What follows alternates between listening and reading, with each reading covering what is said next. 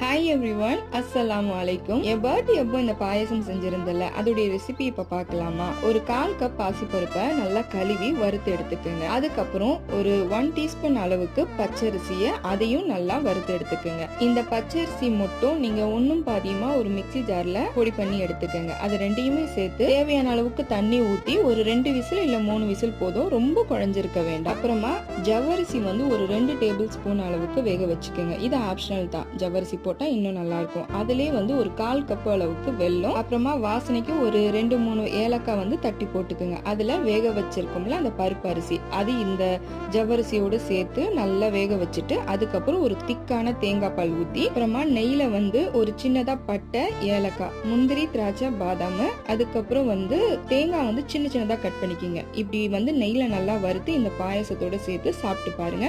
இந்த பருப்பு பாயசம் செம்மையா இருக்கும். ஒரு தடவை ட்ரை பண்ணி பாருங்க.